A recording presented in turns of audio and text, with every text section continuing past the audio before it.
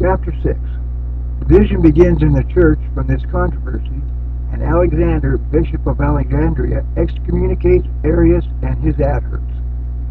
Having drawn this inference from his novel train of reasoning, he excited many to a consideration of the question, and thus from a little spark a large fire was kindled, for the evil which began in the church of Alexandria ran throughout all Egypt, Libya, and Upper Thebes, and at length diffused itself over the rest of the provinces and cities.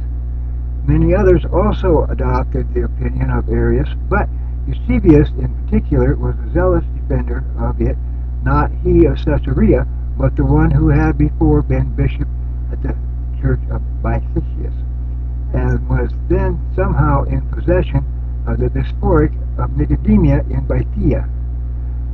When Alexander became conscious of these things, both from his own observation and from report, being exasperated to the highest degree, he convened a council of many prelates and excommunicated Arius and the abettors of this heresy. At the same time, he wrote to his fellow bishops constituted in several cities. Epistle of Alexander, Bishop of Alexandria. To our beloved and most honored fellow ministers of the Catholic Church everywhere, Alexander sends greeting in the Lord. And as much as the Catholic Church is one body, and we are commanded in the Holy Scriptures to maintain the bond of unity and peace, it becomes us to write and mutually acquaint one another with the condition of things among each of us, in order that if one member suffers or rejoices, we may either sympathize with each other or rejoice together. Know therefore that there have recently arisen in our diocese lawless and anti-Christian men, teaching apostasy such as one may justly consider and denominate the forerunner of the Antichrist. I wished indeed to consign this disorder to silence, that, if possible, the evil might be confined to the apostates alone, and not go forth into other districts and contaminate the ears of some of the simple. But since Eusebius now in Nicomedia thinks that the affair of the church are under his control, because forsooth he deserted his charge at Bythius and assumed authority over the church at Nicomedia with impunity, and has put himself at the head of these apostates, daring even to send commentary letters in all directions concerning them, if by any means he might inveigle some of the ignorant into the most impious and anti-Christian heresy.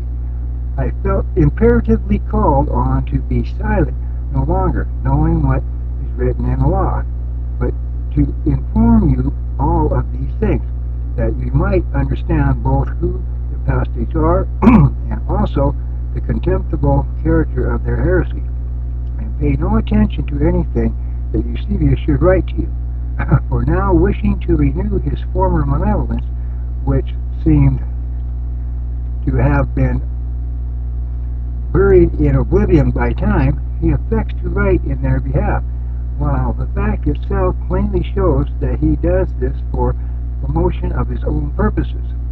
These then are those who have become apostates: Arius, Achilles, Adithio, and Carpons, another Arius, Amantes, Eusebius, Lucius, Julian, Manas, Eladius, and Gaius. With these also must be reckoned Secundius and Theonis, who once were called bishops. The dogmas they have invented and asserted contrary to the Scriptures are these: that God was not always the Father, but that there was a period when he was not the Father, that the Word of God was not from eternity, but was made out of nothing, for that the ever-existing God, the I Am, the Eternal One, made him who did not previously exist out of nothing. Wherefore there was a time when he did not exist, inasmuch as the Son is a creature and a work, that he is neither like the Father as it regards his essence, nor is by nature either the Father's true word or true wisdom, but indeed one of his works and creatures. being erroneously called Word and Wisdom, since he was himself made of God's own Word, and the wisdom which is in God, whereby God both made all things, and also him also. Wherefore he is as to his nature mutable and susceptible to change, as all other rational creatures are. Hence, the Word is alien and to an other than essence of God, and the Father is inexplicable by the Son, and invisible to him. For neither does the Word perfectly and accurately know the Father, neither can he distinctly see him.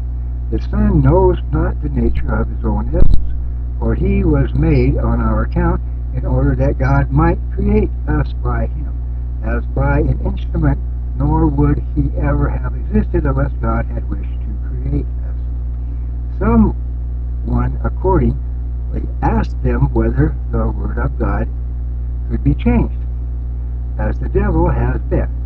And they feared not to say, Yes, he could, for being begotten he is susceptible of change.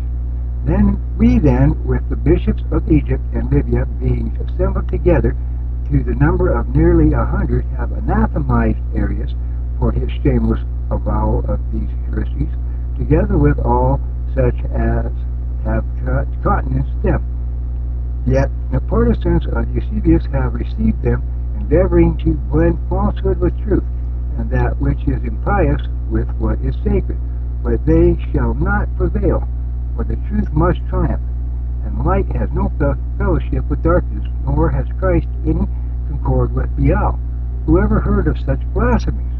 Or what man of any piety is there now hearing of them is not horror-stricken and stops his ears, lest the filth of these exasperations should pollute his sense of hearing?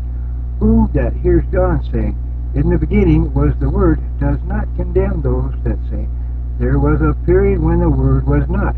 Or who, hearing in the gospel of the only begotten Son, that all things are made by him, will not abhor those that pronounce the Son to be one of those things made? How can he be one of the things which were made by himself? Or how can he be the only begotten if he is reckoned among the created things? And how could he have had his existence from non-entities, since the Father has said, My heart has indeed a good matter, and I begot thee out of my bosom before the dawn? For how is he unlike the Father's essence, who is his perfect image and the brightness of his glory?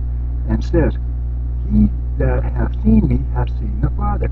Again, how if the Son is the Word and wisdom of God, was there a period when he did not exist? For that is equivalent to their saying that God was once destitute both of word and wisdom. How can he be mutable and susceptible of change, who says of himself, I am in the Father, and the Father in me, and I and the Father are one? And again by the prophet, Behold me, because I am, and have not changed. But if anyone may also apply the expression to the Father himself, yet would it now be even more filthy said of the Word, because he was not changed by having become a man, but as the Apostle says, Jesus Christ the same yesterday, today, and forever. But what could persuade them to say that he was made on our account, when Paul has expressly declared that all things are made for him and by him? One need not wonder, indeed, at their blasphemous assertion that the Son does not perfectly know the Father. For having once determined to fight against Christ, they reject even the word of the Lord himself when he says, As the Father knows me, even so I know the Father. If therefore the Father partially knows the Son, it is manifest that the Son also knows the Father, but in part. But if it would be improper to affirm this, and it be admitted that the Father perfectly knows the Son, it is evident that as the Father knows his own Word, so also does the Word know his own Father, whose Word is. He is. And we, by stating these things and unfolding the divine Scriptures, have often confuted them, but again, as chameleons, they are changed